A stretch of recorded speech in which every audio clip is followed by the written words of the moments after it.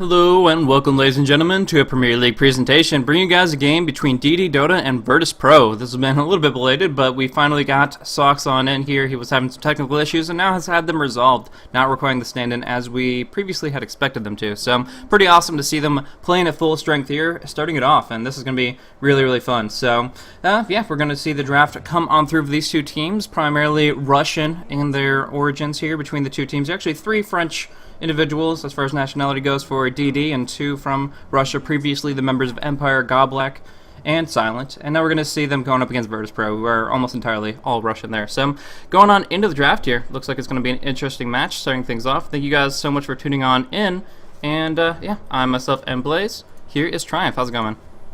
It's pretty good. Did we actually manage to get the full DD team? And I didn't notice Mag just disappear there for a moment. So it will be a full-on run, full-on team then. So we've got the first bans. Treant being banned out straight away. That is an interesting choice from Virtus.Pro. I know DD I'm pretty sure DD used a couple of times in the Western qualifier for the International 3, but I don't know if it really warranted the first ban then. What's your thought on that, Blaze? It's very, very interesting. I wouldn't say it's entirely a throwaway ban. It's something that obviously Virtus.Pro doesn't want to pick up for themselves, but they are a little concerned about it. Goblak and Silent started running this actually in the Empire days when he got his most recent buff. They started playing him in a primarily farming role and picking up like a really, really early mechanism, like 10 minutes in, and just going for hard push, maybe a multi-Necronomicon strat, something like that. So it was an interesting style, and they shifted the gears a little bit when they shifted over to the supportive role, as we saw in the Western qualifier. So kind of the same ideas, very, very innovative style coming out from those individuals. Goblak obviously drafting it up here. But as far as banning it out this early on, it does leave the pool open for a ton of other options. So instead, we do see them getting to pick up heroes like Gyrocopter and Lifestealer, setting up a huge amount of right-click damage that they just need the supports to follow it up. So not sure if it was warranted, but I understand the thought process behind it at least. This is an interesting choice here from DD. It looks like they're going to play a very greedy lineup here. I'm kind of I mean, they've got a few choices, obviously. I mean, they could actually run the Gyrocopter in a solo lane, just leave them alone in the solo safe lane, and then turn Lifestealer into an offensive tri lane if they feel like it. But, I mean, if they feel like they're going to be under a lot of pressure, they could, of course, throw the Lifestealer in the jungle, abandon the suicide lane, so you know what, you can free farm that, abandon that, and then have a safe tri lane protecting the Gyrocopter, and just try and go into sort of about the 25-minute mark or so and have a really strong lifesteal. The Gyrocopter, of course, once he gets a few levels, cooldown is incredibly powerful, does a lot of damage in those team fights, but they are going to be up against a lone druid. Depending on what Virtus.Pro pick up, they may not want to get that greedy. They may actually just want to go with the offense trial and try and shut down the enemy farm, but we'll see what Virtus.Pro are going to go with here. Virtus.Pro are a very, very aggressive team, so if DD, if they decide to get greedy and turtle up, they will need to be on the ball. They will need to have some very strong supports, because otherwise it would be fairly easy for Virtus.Pro to pick them apart, but they've gone for the Rubik pick there, Blaze.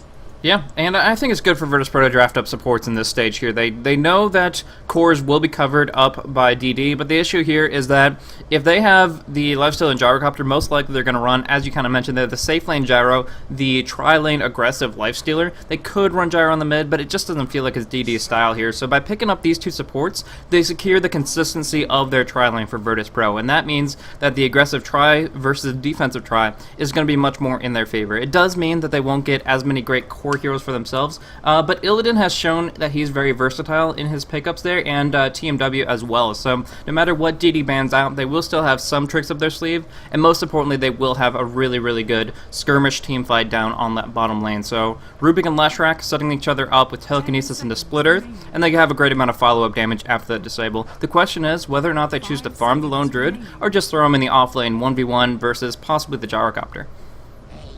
And we'll see what they've got up their sleeve. And they pick up the Bane there as well. In fact, that is a very common pick for Virtus.Pro, so they're going to grab that up there.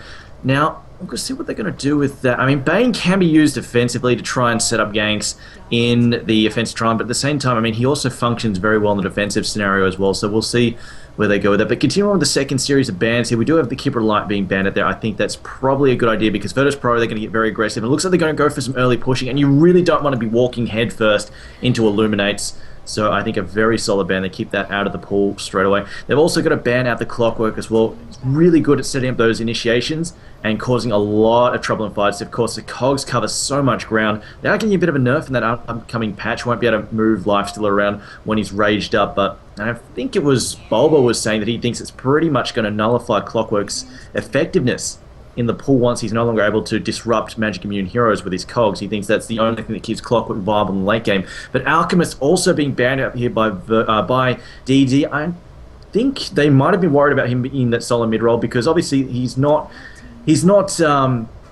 a killer pusher, tends to spend more time farming than anything else. But if he was being played for that aggressive ganking power, and I mean Virtus.Pro are a very aggressive team, so I mean he would have fit perfectly into their role. They're being used to just shut down enemy heroes and just put a lot of pressure on the map.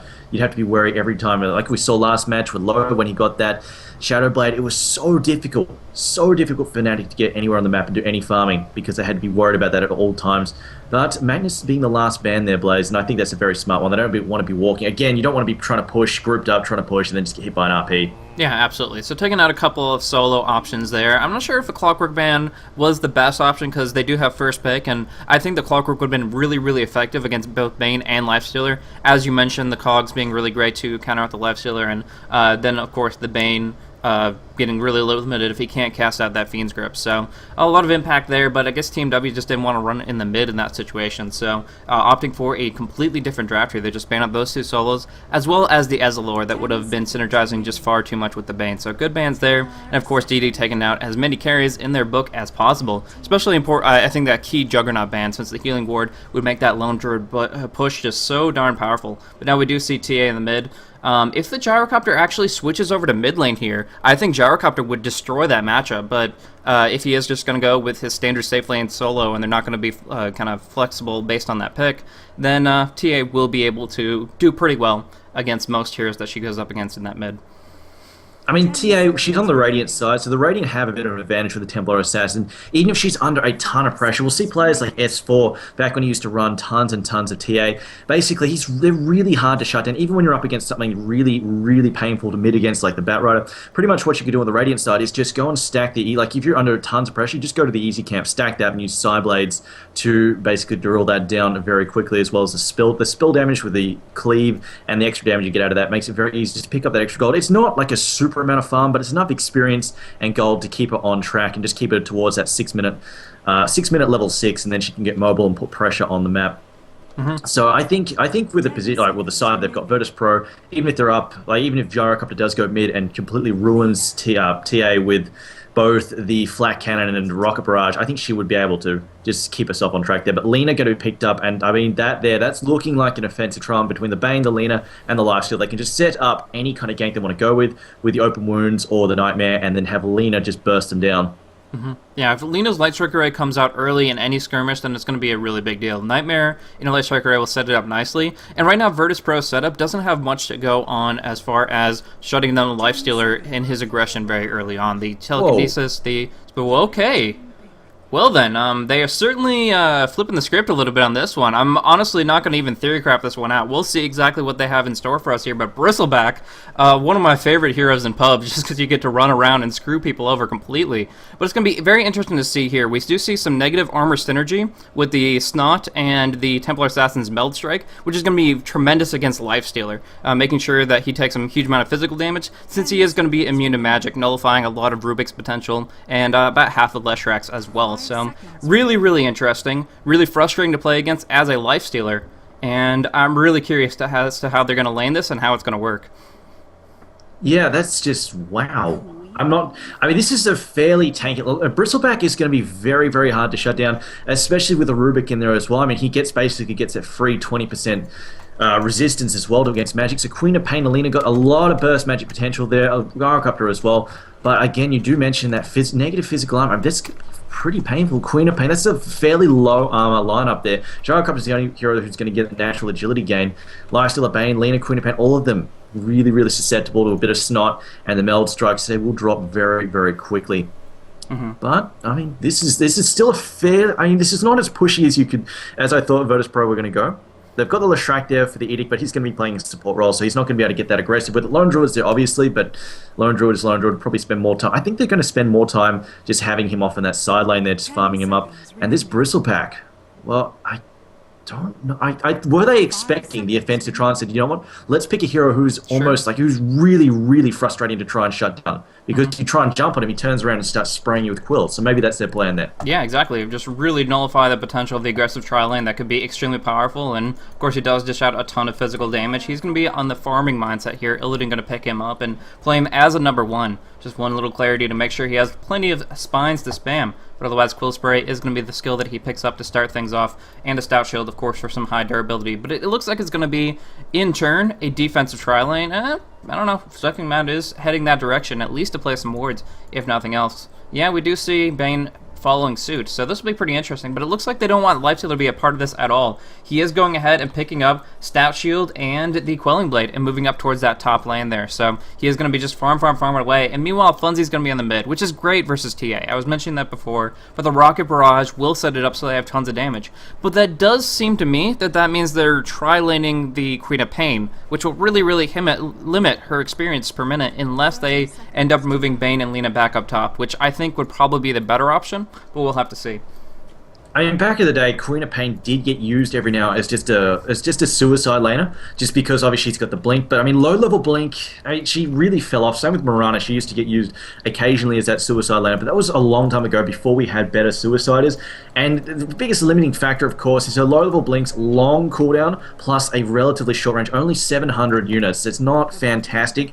And of course, she's very squishy as well, really susceptible to getting stunned, getting brought down. And again, you know, she's got just low survivability lane, but it looks like, no, okay, Lina and Bane are going to stick around, or are they just trying to get some wards down? Maybe they're just, no, they're going to stick around. Okay, then. So, like you said, I mean, biggest problem with this lane is Queen of Pain, very level-dependent hero. She doesn't need huge amounts of gold. She really needs those levels and wants to get ahead of the curve. So her magic damage is basically, because obviously, as a caster type hero, she scales off towards the late game fairly heavily, so I'm a little bit worried about this.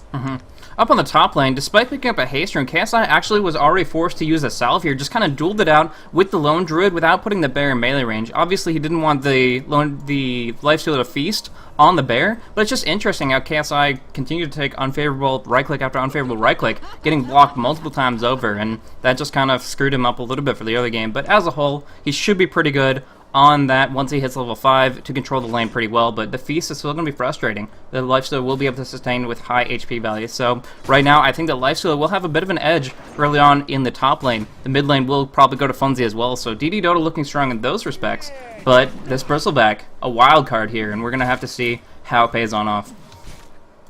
I mean, you see Funzy here getting very aggressive against Tame Wild. I think he'll do just fine though. You see Tame Wild's doing 5 and 2. He's not really been shut out of the lane here. Oh yeah, looks like we got a bit of a fight going down there. Light Strike Array lands very nicely. Thrown in the Nightmare as well. Fucking Mad, falling low there, but it looks like Illidan might be the first guy to know who was down there first. Bristleback got the first blood. Lina going down just a little bit earlier. Wow, yeah, the spine's just a last second spine, barely coming out cool. I know, mouse is freaking out here, but yeah, that spine was just barely in time to make sure that they got the first blood kill, and that sets up Bristleback for some really early cast. Unfortunately, he did drop down, but he got the experience for the only kill that was on the board, so other than having to run back to the lane, which will take a little bit of time, because he is 295 base MS. Even so, he's in a pretty good position here, as he's going to be able to get more and more tanky now that he has this full magic wand. But one thing to keep in mind is the potential for DD to counteract the Bristleback with a magic stick of their own. So tri-lane versus tri-lane, you generally want a magic stick anyways, but with this Bristleback especially, he's going to be spamming with these spines. He has plenty available each and every single time he has that full mana pool, and it's going to be something that they have to deal with directly, and the most appropriate way would be to get a magic wand and deal with the fact that it is a very short cooldown and therefore builds up a lot of stick charges very quickly. I mean, yeah, I think Bristleback, without a doubt, came out ahead there. Got the experience. I mean, he practically didn't lose any money anyway because he's only got 1 creep kill, so pretty much all of his gold was reliable anyway, so he doesn't lose anything from dying. Got the first, but obviously it's a big boost from there. We see he's, in fact, like you said, magic wands are bound in the tri-lanes. He's already decided to upgrade it straight away. That's I didn't think he'd go for the full magic wand straight up like that. I thought he might have just got some boots and teleport back out, but he said, you know what, I'm going to walk out there. Well, it's a lot of raw stats to start with. +3, that's adding in a significant increase, not just to his strength for HP pool, but also to his mana, so he can just keep on spamming away. So that's going to be a pretty big deal there, and we'll see that's impact as it goes on forward. But beyond that, we are going to see just the stack go on through. Got Mud Golems and Satyrs. Going to pull that up, and it looks like right now DD is just not in a position to contest that. Godblock wants to come on in, but can't really get close enough to anybody impactful. I mean, yeah, they can get the Nightmare on the Bristleback at just about any time, but he's so darn tanky that it's generally not going to be a favorable target.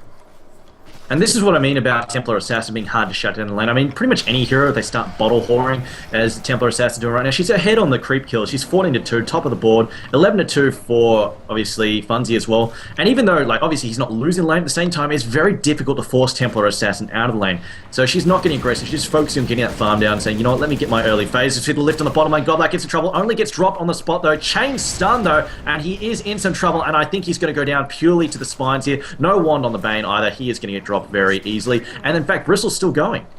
Yeah, I mean, there's just nowhere to run from them in that position. With the Bristleback's positioning there, even without boots, he was willing to just go head first, right in between all three of them, because he knew that he wasn't the focus. And so, in that position there, Bane, his best option, as we saw, was just to go to the southwest, which unfortunately wasn't an option at all. The right clicks followed suit, and he was dropped down very, very quickly. So it's just very difficult to engage on this kind of thing, because the longer the fight goes on, the better off Illidan's damage output is going to be. But I find it really interesting. Actually, Jolene taking a lot of hits here, will be dropped down. Just enough burst damage before the blink could come on through. Really, really good movement there with the Split Earth after the telekinesis, and with just enough mana for Fade Bolt. They were able to bring him down very quickly. Nice initiation by NS. But one thing I was going to comment on before that happened is the Bristleback's current skill set, where he's actually maxing out the Bristleback first and getting a damage reduction of 24% from behind, and not even actually going for the spine max. So he's going to pick up the Nightmare here, and Edict damage is going to do quite a bit here up against Godblack. Doing a lot. They're going to go for the spines. Unfortunately, cannot close the distance here. There's going to be Godblack getting the Brain Sap off, but just too much from the right clicks from the Edict. He will drop, and now it looks like fucking Mad will drop as well. NS and Illidan, there's the right clicks, and Queen of Pain has to blink on away. Telekinesis to pull her back in. The spine doing so much damage, and the Split Earth setting it up there. Smile finishing the job. Really, really good back and forth. Honestly, DD were just scrambling in the middle of that fight. They were just all over the place. It was very, very painful. And really, I mean, the Bane extended very, very far, but as soon as the Bristleback picked up the sleep and they couldn't get the stun initiation they were looking for, it was just really, really bad for DD Dota. Yeah, I love this Bristle. It's just pretty much it. He's just like the skill build you mentioned, going for the Bristleback first. Why not? He can just go, you know, come at me. You can't hurt me. I can't touch this. He's got the wand, so he can burst up health very quickly. He's got the Ring of Health now as well, so he's going to be very, very difficult to take down. I mean, he's, like you said, not even bothering with boots. He's just there as a tank in the middle of the lane, and you can't really ignore him too much, because if you do, he's just going to spray quills at you all day, and then they're going to go for the kill now. Can they land it, though? Look at that damage reduction. It might be enough to bring it down. No, heals up with a one. Will back off into the trees. Might need a possible deny. No, he's coming straight back in, not really caring at all. The lift up there with the telekinesis. They use it to stun. On top of it, Bane gets stunned as well. Bane trying to get away. One more right click. Can they get on top of him? Queen of Pain going to go in there. They will not quite get Bane. Bane pops the wand, but Lena does go down. Here comes Funzy throwing down the call down. We're going to have to back off. No, we will lose the Shrek, and Illidan having to back off. Chaos will manage to jump back there. They also lose the Rubik, so nice rotation there, much needed. But at the same time, this is giving Templar Assassin a lot of space to farm in the mid. If the Gyrocopter hadn't rotated there, it would have been a completely different story, but honestly, that's just it. The Bristleback at work, he was facing away from them when those stuns came out, and he was able to mitigate a ton of damage, heal with a magic wand, and he survived through all of that. They just can't focus him, and although there was some nice baiting from Godblack, forcing NS to overextend his position, and they did lose the lives of the supports as a result, that was mostly on the back of Funzy and his good rotation there. So DD put some points on the board, but really having to put 4 heroes into it to make it happen. And you were bringing up this point earlier of Queen of Pain, how she is a very level dependent hero. As it looks like the Shrek actually picks up a kill on top. Rotation there from the support, so immediate rotation from VP to snag a kill of their own. The Queen of Pain, 6 minutes in, I mean, she's the kind of hero that you want to have at level 6, level 7 by now, and she's only just hit level 4 with a bit of solo lane time once the support's moved away. Yeah. So it's not looking too good for her at all. I mean, this really worries me quite a bit, especially when she's behind already on her nukes, and now she's going to be trying to drop this Bristleback. Yeah, although it's going to be a 3v1 here. Yeah, they do drop the call down. They missed the Light Strike array. They still have enough damage to bring him down, though. I mean, just honestly, the level advantage of the Gyrocopter sets it up so that he can go on in and do whatever the heck he wants. Most of the time, you're actually going to be fine rotating around and leaving a Bristleback just to solo on the safe lane. But unfortunately, there was just a little bit too much to come on in. We do see Godblack needs to get a Nightmare off perfectly here. No, gets Split Earth up. A lot of right-click damage coming out. TMW might be able to burst down Godblack, but there's the Brain Sap. There's the Fade Bolt to clean it on up. So they do get that pick off there. In the meantime, though, Tier 1 picking up that kill on the bottom lane. So very, very back and forth this game here. But as far as the gold goes, that tower kill is very, very big impact for DD. They needed that gold extra. The problem is their experience spread. With that tri-lane not being as successful as it needed to be, we're going to see this Tier 1 traded back the other direction. We're actually popping off the fortification here. And yeah, that means that now I think Virtus.Pro are going to be very decently ahead on gold and very ahead on experience when you consider how well that tri-lane's done.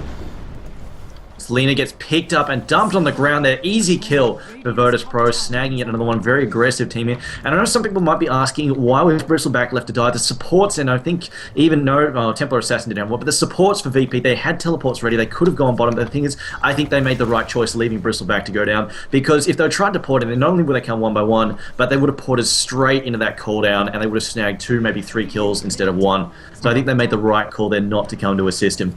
Yep, in a very desperate position, but they were able to make the most of it. They got a kill up on the top lane, just now got a kill in the river, of course, on top of that, picking up the... Oh, they did bring down Godblack as well, so they got 3 kills and a tower, and they traded a Bristleback and a tower, and the net result is that VP are just such a great position, so this has been impressive as a whole. Now we are going to see initiation on the mid lane here, going to go with a call down coming out in just a second. No! They say, okay, well, she took a bit of a cat nap there, but she's going to come right back up and kick in, and they don't want to go up against that. Looks like Lone Druid committed... How do you even... I guess he denied himself from the Shadow Strike. Really, really impressive there. There was initiation from the lifesteal. He popped off the open wounds, but when the Shadow Strike came on through, he used the bear to kill himself, counting it as a suicide. And that is KSI on that Lone Druid. Just such impressive play. Good timing, and he gets his own last hit. I want to also make another point right now. Virtus.Pro don't need this bottom tower as badly as basically DD really wanted this mid tower, because this gives Virtus.Pro a lot of room to move. And like I said, they're a very aggressive team. Here we go. They're going to make a run on Funzy. Funzy a lot of trouble. Throws down the corner. Dodges forward. Smart move there. Knew the Lightstrail, knew the Split Earth was going to crash down behind him. They don't quite get the kill there on Funzy. In fact, Tamar Wild going to get taken out there. And they will in fact try and snag 2.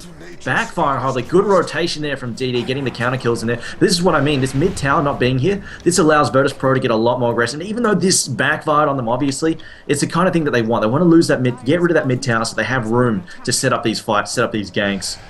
Yeah, it looks like KSI on the top lane in some trouble. Yeah, I'm going to take some right clicks here. The Orb of Venom Slow might not be enough, though. Oh, they're going to go for the Infest. They need 2 more right clicks, though, and he's just going to stay active. In that Druid form, he's actually very, very high movement speed. Has the phase boots on himself instead of the bear. So with the rank 2 rabbit up... Whoa! I just realized something. Just really stop the presses. Look at this Lone Druid skill build. What is this? Whoa. Okay, that's... interesting. Not going for the...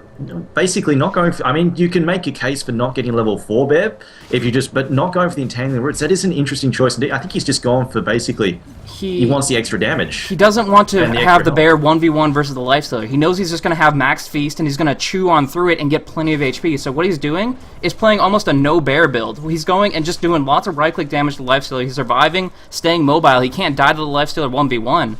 And as a result, he doesn't have much tower pressure here, but it's just really interesting. I really think it's based on the fact that he knows his Lifestealer is just going to feast on the bear. So it is a very, very different build, and I guess it's working to an extent. I mean, the top lane's been doing okay for him. Not great on CS compared to the Lifestealer, but he's holding the line and setting it up so that the rest of the team can rotate as they want to, but certainly something we don't expect to see here. Yeah, I guess he's just getting this, like you said. I mean, that's certainly the only real reason I can think of him to go for that. I guess he's just getting the synergy because he wants the rabid duration. And like you said, like you saw, I mean, as soon as the open wounds wore off, there's no way for Lifestealer to run him down. There we go. He brings it level 2 bear right now. Although that said, I mean, I'm not sure. I get why he's doing it. I'm not sure if I agree with it. Oh, mid lane. Yeah, Bristleback just got chewed on. They chopped off 3 ultimates, though. They don't really have much to bring, and there's going to be a nice rotation coming in. VP coming in from the flank on the high ground. They actually get a pick off real quick on the Lifestealer here, finding him out in the jungle. Can they get more out of it is the question. They don't have Entangle available, just the Orb of Venom Slow. TP coming out from Lina. She will escape instead. Funzy going to go on the run. The ultimate from Queen of Pain not doing all that much, but she did bring down the Lone Druid at the very least. Now, NS popping out that rage, doing some right clicks, but taking too much damage here. Telekinesis hits on Jolene, though. They're going to be able to bring down both of them here. Double kill with 1 strike. Psyblades doing work there. Really, really good movement from TA with the haste rune active. Wasn't able to chase down the gyrocopter, but switched it up and was able to jump on mid, bringing down Socks, and yeah, that was just all she wrote on that one there. Queen of Pain did pick up the Lone Druid, which is a pretty big kill considering he was level 8 at the time, but still, overall, Virtus.Pro just having a commanding perspective on the game. Yeah, like I was talking about, I'm not sure if I agree with the bear build, just partially because, like, as we saw, the fact that he wasn't in the true form, sure, it's gonna lifesteal is gonna steal more health from him, and obviously the high health bear lifesteal can steal more. But at the same time, sitting in the range form makes him so susceptible to getting nuked down. And we saw the Queen of Pain and Lena; they do a ton of nuke damage. It just focused him down so quickly. So that does bother me a little bit. And at the same time, not having the entangle. I mean, entangle is just full of crap at times. The amount of bullshit you can set up with that, just from the sheer amount of lucky strikes you can get, is really, really painful. On top of that, it can shut down lifestealer in the middle of a rage. So he's always going to be wary if you've got it. So if you don't have it, then he can get way more aggressive. So I'm not dead sure, but I get what you mean by he might be going for it for that reason. But we'll see. We'll see. Also should mention that Bristleback has not bothered at all with the goo at the moment, and I think this is partially because of his build. He just doesn't have the mana to support both spines and goo at this stage in the game. Yeah. Although, as he gets towards... I mean, Bristleback actually has a huge intelligence gain for a strength hero. 2.8 is actually very, very big for a strength hero, and combined with the low-cost spells, and he naturally ranks up a ton of natural intelligence, so he doesn't need to really buy any sort of mana boosters in that regard, or even... I mean, he can even get away without a soul ring if he really wants to. Yeah, I mean... Just if he waits... Yeah, just keeps it moving, does treads, and has the magic wand up, and he will have the mana to support it later on. And on top of that, he rushed a Vanguard, and Bristleback and Vanguard have amazing synergy. We're going to see this teamfight break down really quickly, though. Godblock going to do so much damage. Rubik is already gone, and Lifestealer will be able to go and infest and rage on away. There's tons of damage coming. Leshrac, Jolene will come in to clean up on the lone Druid here and sleep on the Bristleback. Really, really key there. Team W does get caught out by that Fiend's Grip, and now they're going to go on to Illidan. Can they bring him down before Silent falls and turn from those spines? He has to fall back, but they are able to clean it up 100%. The only one to escape is KSI on that lone Druid, just getting so much movement speed from that Rabbit. But still, that was an amazing fight for DD. They got to sleep on who they wanted. They just bursted down the Rubik before he could even blink. Oh my goodness, just so much damage coming on through, and that was a ridiculously good fight for DD Dota. I'm just looking through the items. I'm just looking at the items here. It looks like Rubik is going for mech, and I could definitely use that quite a bit. Speaking of mechs, it's something that DD could use quite a lot as well. If the easiest way for them to try and help mitigate the damage from those spines is going to be getting that physical armor up and getting those armor auras up as well. They've already got the Ring of Aquila there on the Gyrocopter as well. As it looks like we've got a bit of a smoke gank rolling mid here, although there is a counter ward up there, so Tamar Wild is going to need to be careful about that one. As it looks like Silence down the bottom lane, just going to do a little bit of farming on his own. Now, can DD collapse on this mid lane and set up a kill? Looks like Virtus.Pro are going to go for a push blaze. Yeah, as far as the bear, it is now rank 3, but it doesn't have Demolish yet, so not too much tower damage, but at least has the Entangle potential. Now, we're going to see they are underneath the Sentry Ward, so they can't meld underneath it, but beyond that, there's no smoke tactics here, there's no guerrilla warfare, they're just going in brute force with this next creep wave, and we'll see if they can bring it down, but they are up against a huge amount of nuke damage. The one good thing is cooldowns on cooldown, but still, we have seen just doing work with the Laguna Blade, with the Queen of Pain ultimate. They can bring down people very, very quickly. Now, Funzy coming in with that Flacken and clearing out the wave and just completely dashing away any hopes of pushing down that tower within the next few minutes. I'm just going to mention TA's build. She's not going for the Blink Dagger here. She's just going for Treads and Drums, so I think we might see a Yasha next on her. It looks like she doesn't want to get too far ahead at this point in time, which I'm not too sure about. I mean, right now, like you said, the fact that they're just trying to use brute force again, they're having trouble setting up these pickoffs and getting heroes. As we saw earlier in the mid lane, where they tried to set up a pickoff there on Funds, they just couldn't get the damage down on him quickly enough. They tried to set up with the side traps, but just not being able to get that damage down quickly enough, not being able to get those body blocks in. He was able to retreat long enough, or easily enough, to just get back far enough, so DD could get the counter attacks in, get the counter ports in, and then just support him. Yeah. So I think this is a problem they're having. They're not really being able to siege these towers to effect, not so much because of the Bears level, but the fact that they can't get in behind the tower and set up these kills. I think that's the issue here. And like even Bristleback, because he's not been, or he's only just got his first level in Goo, he can't really charge past the tower and just try and set somebody up with the help of the traps. Now, though, they're going in 5 versus 4. Bane will be able to teleport in with his next bit, but Edict damage, rank 4 Edict chewing away at this tower, no fortification. They should be able to bring it down before the fight even starts. They are going to try to go for the pickoff on the Rubik, but there's a stun locking down on fucking Mad. He is going to get the Laguna Blade at least. Actually, a lot of damage coming for TMW, even dropping down Illidan here. They clean it up hardcore. Nice and Tangle Prog might allow them to disengage without any more casualties, but they've lost a lot here, even though they picked up the tower. They picked up the Lina, they got the tower, but they did lose their 2 core heroes. They lost the Templar, they lost the Bristleback, and they are going to have to be very, very cautious here.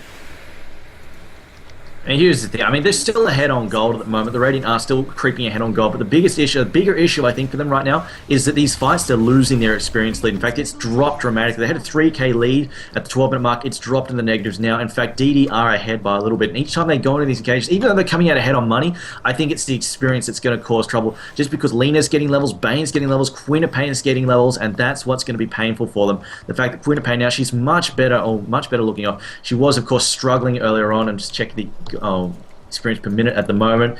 There she is. Yeah, she has jumped up quite a bit comparatively to what she was sitting on before. It's still only 300 per minute, but considering what she was starting on, this is definitely looking a lot better for her. And she's going to hit that level 2 ultimate fairly soon as well. And we're seeing in these fights, it's that Scream of Pain combined with the Sonic Wave doing so much AoE damage to Virtus.Pro, especially with her mobility. She's managing to set it up so Bristle isn't dodging or mitigating it. This could be an overcommitment on bottom. They go in on Team W. They drop the Sentry Ward. They do get this Fiend's Grip, but here's everybody in the side. They get the Fiend's Grip stolen. We'll probably drop it down on Silent here. He is Fiend's Gripped up, and here's Illidan doing so much damage here, just obliterating the Lina with those spines, and now going to work on Godblack. Double him, looking at Silent, and they will be getting him as well. The Invisible Bane encouraged them to go on in for a very potentially powerful next bomb, but unfortunately the VP was ready for it and turned it around within seconds.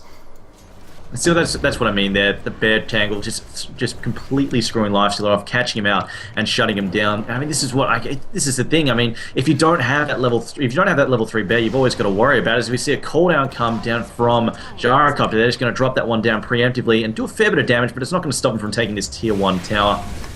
They'll be able to drill that one down fairly easily. So I mean, that was my biggest issue with the build, not having the threat of the roots. I think the threat of the roots is worth more over the health of the bear, giving more from Feast, to be dead honest. Looks like they're just going to juck back into the jungle there and can farm. I like this aggressive wards though from DD, just helping them set up their ganks, and just basically they're just taking the fight to Virtus.Pro. Virtus.Pro obviously a hyper-aggressive team, but having that just allows them to get stuck in as well. As it looks like Smile is just going to do a little bit of rune denying there, and well, they're just going to go in full-on deny mode. They can see DD though. DD are definitely highly visible. Maybe not for a moment though, they might get counter-warding done. They'll lose sight of where DD are.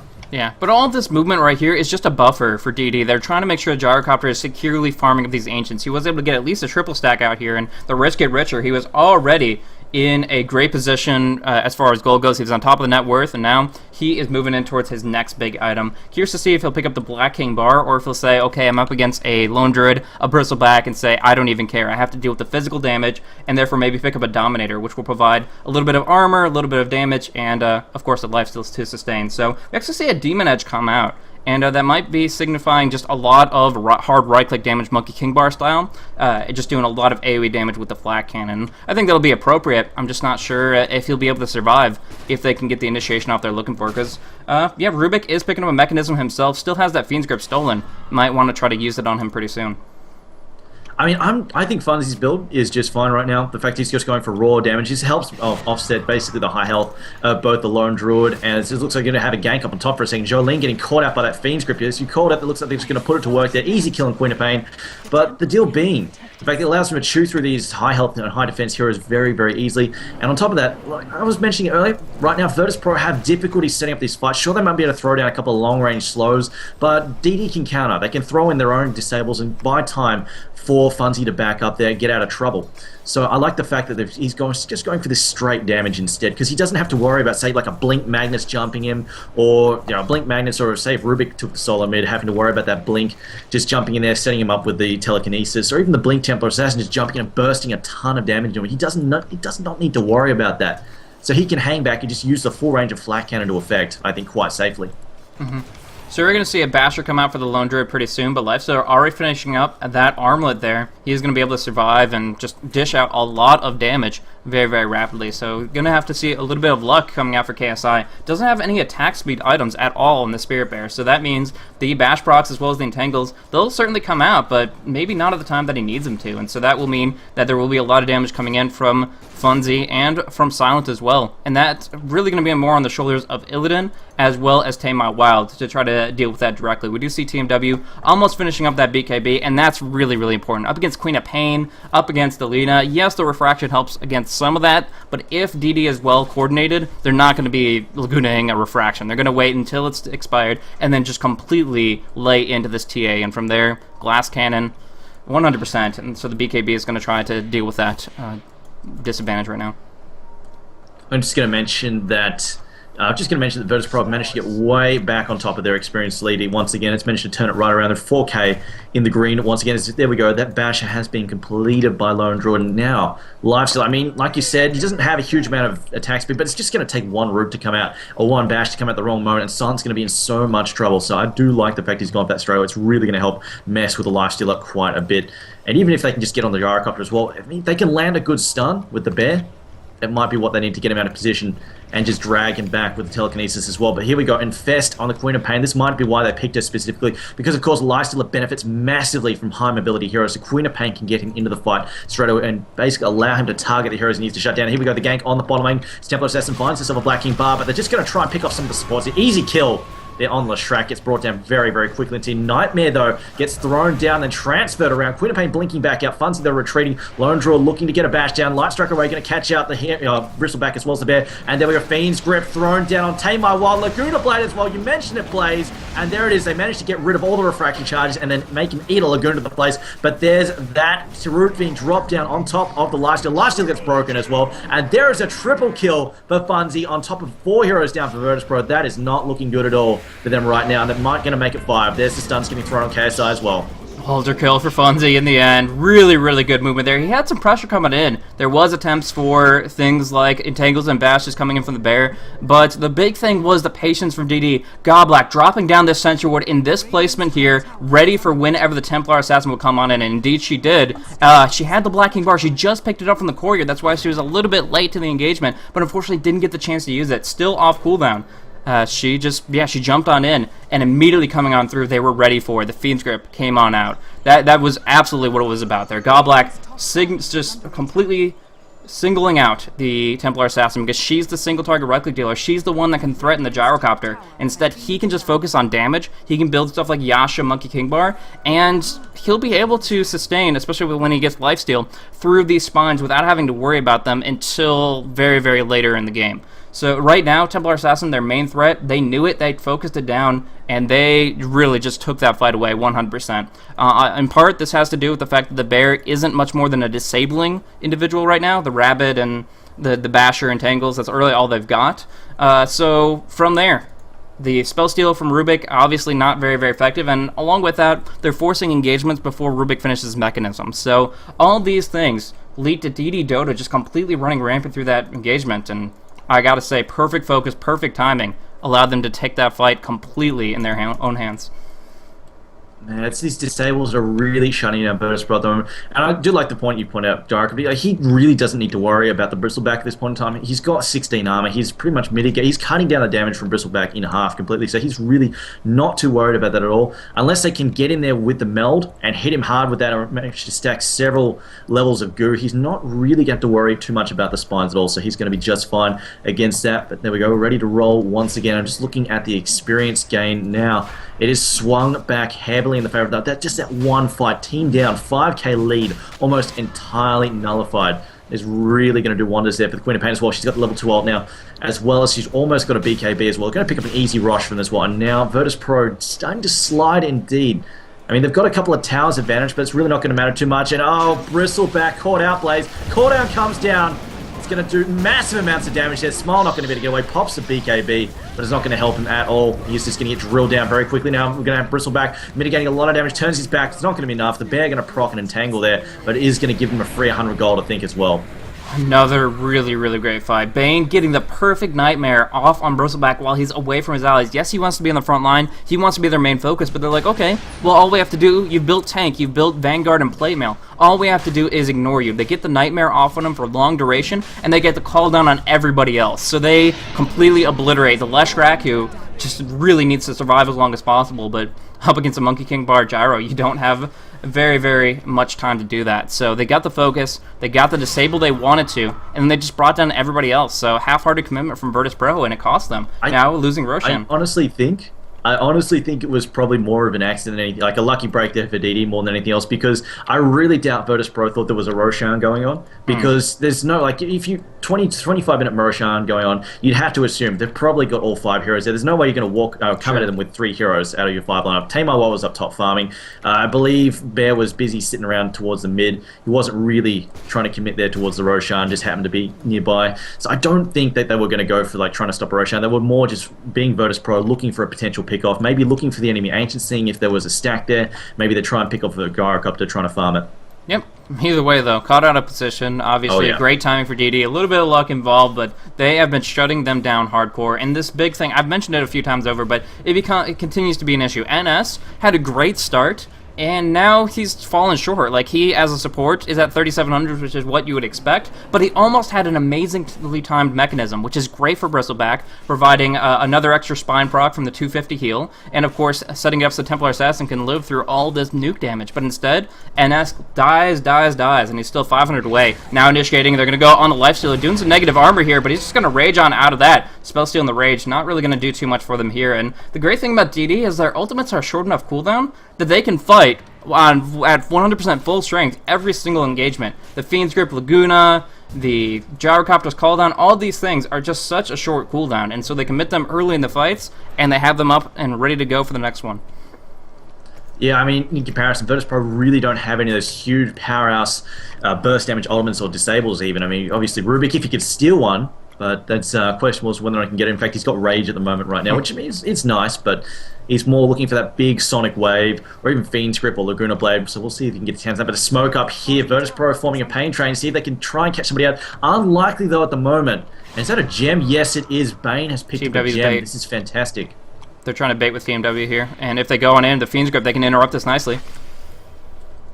There we go. We're going to see him come in. No, looks like both teams have been revealed there, although Lucky Mad is still invisible there. They've got the infested Queen of Pain there. She's going to try and jump in, get a target there. Leaps into the fight there. They're going straight after Rubik. Rubik going to get drilled down. Calldown comes down as well. Queen of Pain, though, going to pay with her life. It's 1 down per team. Queen of Pain probably more value there. The Flat Cannon is going full ball, though. Laguna Blade going to kill Lone Drill. Brings him down very nicely. 3 down now for Virtus.Pro. They're in full retreat, trying to back off. And Bristleback, for all his damage mitigation, will be drilled down in the end. As you know, you get the 4-on-1. Not much you can do about that. Going to throw it in the slow. They're not going to be able to use the melt to dodge the missile, because they do have that gem spotting our open wounds as well. There we go, Rocket Barrage getting rid of the refraction, and there's a godlike for Funzy and a 5 down for DD, drilling down their opponents, Virtus.Pro. Virtus.Pro, unfortunately, the target 5 there for Queen of Pain, they're going after the supports first, and once they lose the Leshrac, lose the Rubik, they lose all the disables, and I think that's a big issue here for Virtus.Pro. Just target fire, target fire, target fire. They bring it down, they get the Infest and Sonic Wave combo really early on the Rubik. They focus him down. They continue to just batter down with the fact that he's sitting at 5 deaths consecutively, and his null field just isn't at a value where they can actually deal with this kind of damage output. So the cooldown wasn't as effective as far as damage goes, but did get a couple slows off and kept them in a position where they could just keep on doing that consistent damage. So yes, finally Templar Assassin got a BKB off in the midst of a fight, but it really couldn't turn things around here, especially since the Gyrocopter had the Aegis and wasn't a good target to focus down. So from there, DD just swooping on in, cleaning it up, and they have a complete control of this game right now. Moving in, they finally have gold advantage, and they've had experience advantage for quite some time. Now moving in, they're almost to 12k as far as that experience goes, and we even see a Heaven's Halberd coming out from the Lifestealer. So they know where their damage is at. It's in these nukes, and so they're not really concerned about the Lifestealer focusing entirely on right-click damage. As long as they can disarm TA, they know they completely neuter Virtus.Pro's kill potential, and suddenly they can just take the fight hands down. We'll see what they go for. I mean, you can throw the Heaven's Halberd on the Bear. I mean, there's one of the biggest issues right now. I'm pretty sure you can use a Heaven's Halberd on the Bear. I mean, the biggest issue right now for Lifestealer is getting basically bashed in the fight. So if you can throw that on the Bear and keep that out of his face, I mean, that's not a terrible option for him either. I also like the fact Queen of Pain has been dying a fair bit. She's 3 and 5 and 17 assists right now. She's basically being used as a taxi service to get Lifestealer in the fight. I mean, she's jumping into really terrible situations where getting slammed in all the fights, but it's not really mattering. As long as she delivers Lifestealer to her target, and gets him on target, gets him drilling them down, and she takes all the damage in return. They're not focusing lifestyle. I'm pretty sure Virtus.Pro here. So, oh my god, why is Silent tagged up as fucking Virtus.Pro there? No, DD, as long as they get their lifestealer on target, get him, I think they're quite happy for Queen of Pain to die in the process. It's not a problem for them at all.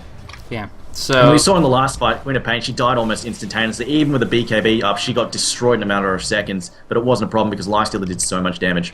yeah, and of course now the Gyrocopter it's going to be very hard to prevent him from doing exactly what he wants. He's only a Hemlock Dominator away from Satanic. He still has the Aegis for a little bit. They're going to go for this tier 2 push, and there's not much to stop them. Team W's on the high ground, has double damage and BKB, has to pop the BKB first and then the DD rune, but he has that bottled up and certainly can accomplish that. So now going in, Jolene's going to get a little bit of scream damage on him, but nullified by the refraction. So just poking back and forth, neither one jumping in entirely just yet. They have to get Godblack close enough for the gem in order to actually lock her down. So for right now, falling back, controlling the wards. I gotta say, the ward control right now is just completely just destroying Virtus.Pro in map control. They've taken out 3 wards in the past 3 minutes, and that's just making it so that they don't have any vision across the map. So this is just very, very difficult for them, and now they're pinned in trying to defend their towers, and that's not where you want to be as a lone druid. KSI wants to be split pushing, wants to be putting pressure on the tier 2 bottom, but instead, they're barely holding the line in mid.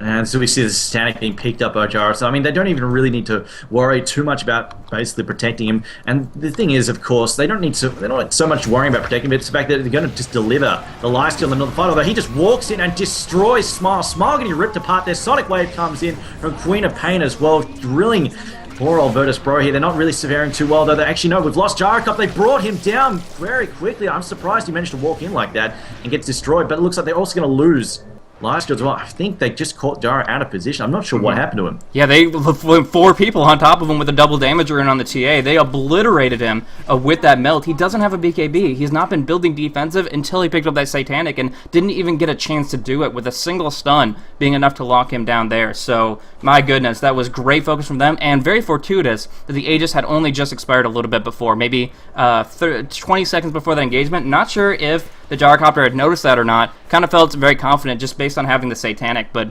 paying for it with his life. He got focused so very, very hard, and now Virtus.Pro kind of seeing a little bit of hope at the end of this tunnel here. We do see Godblack farming up in the mid, still has that gem. He didn't lose it in that engagement, but they definitely are not where they want to be. They want to be continuing to put pressure out with the advantage they currently have, and Virtus.Pro, yeah, they still have some fight left in them.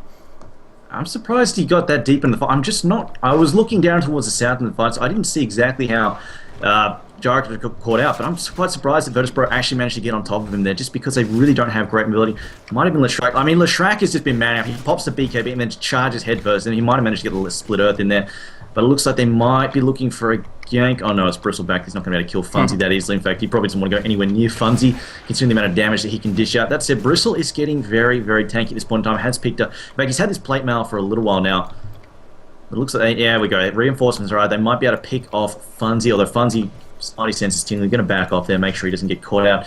And bringing up the gold chart. I mean, this right now, the Dire finally getting ahead of it.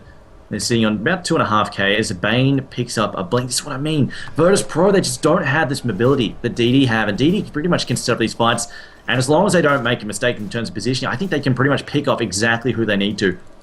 So in this case, Virtus.Pro are going to struggle. I mean, between the Queen of Pain getting Lifestealer in and the Bane now mentioned to reposition during these fights and get stuck straight in, get the Nightmare down, get the Beam Script down, I think it's going to be very, very difficult for them to catch Gyrocopter out from now on out. Although Lone Druid actually goes for a Deso. Weird. That is an interesting choice. I think it might be because of the fact that Gyrocopter can go evasion pretty soon. After the Satanic, your next item pickup is he could finish the Manta, or he could be going in for that Butterfly. And I think that Templar Assassin doesn't want to have that chance of that 35% miss chance up against the Gyro. So she's focused on the MKB, and she's like, hey, Lone Druid, do me a favor, pick up the Desla so I don't have to. And in that sense, they are going to be able to keep that synergy going. The Meld Strike, the Desolator, Corruption, or whatever the heck the debuff is called, but along with that, of course, the Snots, just stacking it up. Viscous Nasal Goo is going to set it up so that without that BKB, Gyrocopter can drop down to almost 0 armor now that that Desla's up, and that will be a very, very big deal if they can stay on top of them like they did before. But I think DD is going to shape it up a little bit. They're going to make sure that they keep the Gyro covered, and if they can accomplish that with some good disables, then I still think they have this game in the bag. But it's their game to lose, and right now, Virtus.Pro are the team to try to take it away from them, getting a lot of tank up on Bristleback. Curious if he's going to go for that pipe. I think he should have a while ago, but we'll have to see. You see the bear just going to do a little bit of scanning, immediately recall before he gets caught out, because does he have a spare bear at the moment? Yes, he does have a spare bear in the pocket, so he can afford to lose that in the fight. Now, are DD going to try and swing? No, they're going to try and pick up a quick Roche, just going to clear out all of those side traps there. The bear, again, doing a bit of scouting, gets enfeebled there. That's not too much problem. The bear isn't here for so much for damage, but for the procs that he's got, and like you said, sharing that negative armor around the bear, also going to comp a bit of a shadow strike here, but here comes the pile in. They're going to throw in the cooldown though. Not going to do very much at all. Only going to catch out Leshrac. Leshrac gets melted. Light Strike Array as well as the Laguna Blade going to come in there. Going to drill down Rubik. They've got the supports down straight away. Bane has already been taken out though. The counterattack coming in here. They're going to try and Bristle going to go down on them, but Bristle's going to have to back up now, losing too much health. Tamar Wild also backing up as well. Queen of Pain going to throw down the slow. There we go. Now Tamar Wild in some serious trouble. Did they get the gem back? Yes, Lena recovering the gem. And I think Virtus.Pro, again, Blaze, losing the support straight away is causing too many issues, not having that lockdown to set up the fight there for Bristle or Templar Assassin. Yeah, their team fight is just really, really weak when their supports are dead. And I think it comes back to what I was just talking about. That Pipe of Insight isn't up on Bristle, although he has the cash for it. He has the hood, he had the gold value, but didn't want to pick up that supportive item, and it cost them here. I understand going for Assault Kuras, getting the +5 armor for your supports as a whole. It might be able to mitigate more damage potentially, but right now, you needed to make that fight happen. You couldn't let them get Roche, and instead, you lose your supports very quickly. As a whole, it cost them the fight, but they did get one thing out of it. Funzy did drop down and was forced to use his buyback, and the reason for that is that he popped his Satanic way too early in the fight. He was 90% HP when he hit his Satanic, and then they just went on him as immediately after it expired and just focused him down hardcore. So they did get something out of it, but still, unless they get that AC or Pipe very, very shortly, the supports just don't stand a chance to survive through all this damage.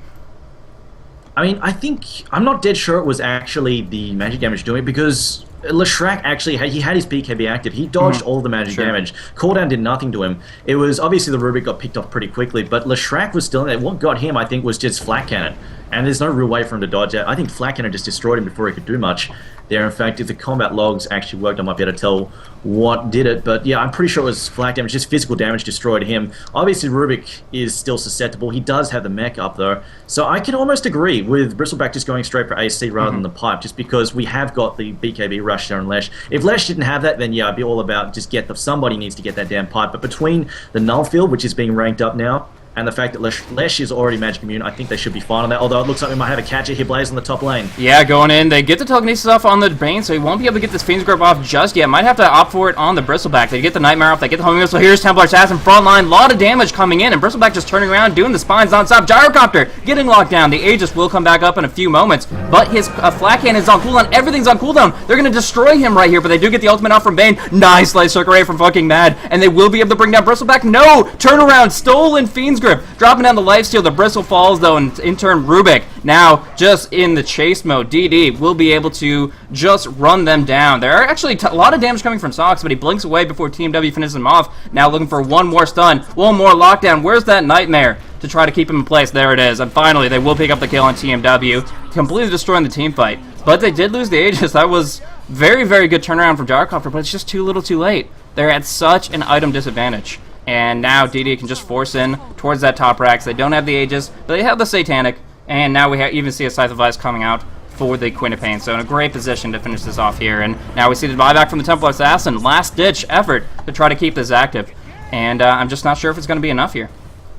Yeah, it was indeed that physical damage. I mean, that fight there, that last fight, it was Lifesteal who just said, you know what, Leshrac, come here, I'm going to eat you. Just tore him to shreds.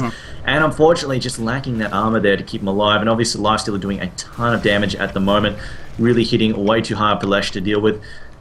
And like you said, you know, once those supports go down, I mean, it was a bit of a scrappy engagement there from Virtus.Pro. Obviously, they were on a fighting retreat. They tried to turn it around. I kind of think they should have just backed off there and just kept falling back rather than trying to hold it, because they are, like you said, so far behind right now. There's that BKB as well on the Gyrocopter, so it's just going to get even harder. I mean, now the fact they can't even lock down the Gyrocopter, although that's it, the Gyrocopter did get picked off.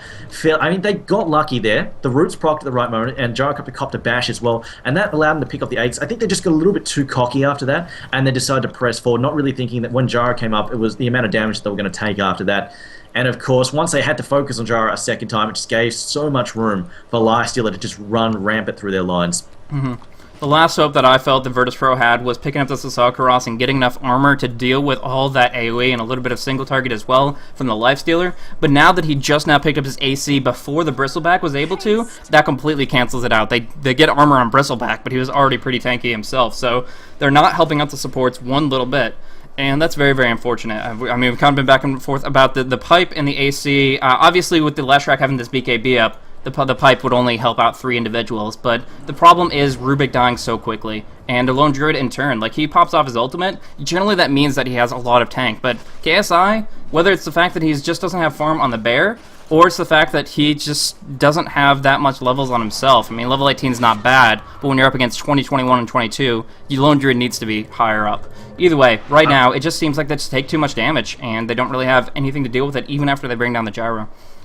I mean, yeah, I mean, let's be fair. I mean, he is up against a 15. I mean, you look at the net worth, and he's 15k for the Lifestealer, 20k for Funzy on the Gyrocopter. I mean, you're 10,000 gold behind him pretty much. How do you cope with that? It's a lot of damage you'd be copying from items like those. You look at Gyrocopter, the Monkey King Virus looks like bottom lane, though. 10 more can get picked off very easily. Blink Bane. Not a chance at all. Yeah, just too strong. Blink Dagger Bane, the end-all be-all of Initiation. If they couldn't invis out of that, which I believe they still have that, yeah, they have that gem, so there's just nothing to do there. They get obliterated. We just see a buy out coming in from Bristleback. He's going to pick up that AC, but it just shouldn't do enough, at least in this position. Since they bought back on the Templar Assassin recently, this is going to be a 5v4, and they're already at such a great advantage. Fonzie going in front line, doing a lot of damage to that flat cannon. But haven't just done all that much, especially the supports on the back line. They've managed to survive for the moment, but they need a very, very clutch steal. And right now, I don't see it. Either way, right now, Fonzie right-clicking down hard on the tower, trying to make this a level playing field. But we do see Sonic coming in. There's going to be a jump in of Sox, trying to bring down very, very quickly this Panda Bear. Focusing a lot on the bear, but they do actually bring it down. The resummons is on cooldown, so with good reason. They bring down the bear twice. Now they brought down the Leshrac. And from here, DD just 100% have this game. The DG could be coming out at any minute, but they're going to try to hold the line at least while they can. This is, of course, best of 1, so elimination will come through for anybody that gets knocked out. And Virtus.Pro, who went very far in the last cup, the Demon Edge Cup, this time may be knocked out in this round 1, and there it is. Good game, well played, coming from NS. And DD, despite a little bit of a shaky start in the tri-lane down bottom, they are able to swing it back and just play some amazing Dota. Well, I mean, yeah, they did lose that tri-lane fairly convincingly. Of course, Virtus.Pro were all over that tri-lane. Unfortunately, the rotation from Funzy was really what screwed him over. And the thing is, though, Funzy, of course, had to rotate away from that mid lane, put pressure on the bottom lane there, on the enemy tri-lane, and managed to get his own tri-lane back up to speed. But the problem was, I think, in the Templar Assassin, really just didn't manage to snowball out for that. As she was doing well in the lane. She was getting a fair amount of farming. She's second for CS there, 224. She was doing just fine. In fact, for quite a while, she was winning the CS. She was ahead of everybody else, but she didn't manage to convert it into anything. I feel like it was almost the passive build that she went with the treads and the drums. I would have liked to see the phase boots and the blink dagger just being used to effect to set up these fights, and the fact that Virtus.Pro could never get their heroes on target to burst down the specific targets they need to get rid of, whereas in comparison, DD were always delivering that lifesteal exactly where it needed to be and creating space for Gyrocopter to fight. And of course, Gyrocopter fighting in the back with the flak, the insane range from Flak Cannon, and just getting the cooldowns where it needed them. Where it needed them was pretty much all DD needed. With the AoE burst, you had Lena, you had Queen of Pain dropping her burst. She died in a lot of those fights. She jumped in, dropped her burst, and then got wrecked. But at the same time, she created the space for the Lifestealer and just gave room, and also set up the cooldowns as well for Funzy as well. So I think that was really the key part there. DD were getting the mobility in, getting the fight set up. Virtus.Pro, on the other hand, once their laning phase was over, they really just faded out. Yeah, absolutely agree with you there. And, yeah, it's just really, really strong. I mean, the multi-core aspect, although Queen of Pain had low levels early on, she definitely bounced back, finally picking up that scythe at the end. And, yeah, Lifestealer was a monster. Gyrocopter in the mid, transitioning into a carry. I mean, he played the 2 role, but he turned it into a 1 because his was the lane that was the most successful, honestly. And it just really, really worked out for them. One complaint I do have for Virtus.Pro is they never even picked up a Basilius as far as armor aura, so that flak cannon just completely tearing them apart. The mechanism was delayed, and I kind of feel like, you know, if you're that desperate for an Assault Cross, then the least you could do is, since your Lone Druid's already running utility with items like Basher and Dezo, that he could pick up a Vlad's as well to help out the Bristle and the TA, and help out armor as a whole for the team. But either way, it's all kind of a moot point here. We do see Gyrocopter carrying it up, and as a whole, DD Dota just playing really, really smoothly. So they cleaned it up, although they did scrap around a little bit in the early game. They do take this game 43-27 is the end kill count in 43 minutes. So kill a minute for DD Dota. And that's going to be it for this best of one here. But we're going to go on in and see what Alliance has to pit up against DD Dota. Of course, this was it the number 1 or number 2 team in the Western qualifiers? DD Dota? DD came second. Mouse 2 were the mouse winners points. for that. Yeah. So number 2 team from the Western qualifiers going up against what is considered one of the number 1 teams in the entire world, taking out G1 League recently. So Alliance definitely favored, but DD Dota showing the fight, showing the potential with their really, really good focus targeting. Gotta say, MVP, Godblack on that Bane. Generally, we comment on Silence Bane, but since he's been playing the offlane role or the solo role more actively, we do get to see Bane pick it up and just target fire so very effectively. So good on all of them. Thank you guys so much for tuning on into the Premier League Reaver Cup, and we'll be going on into the next best of one, which is again Alliance versus DD Dota.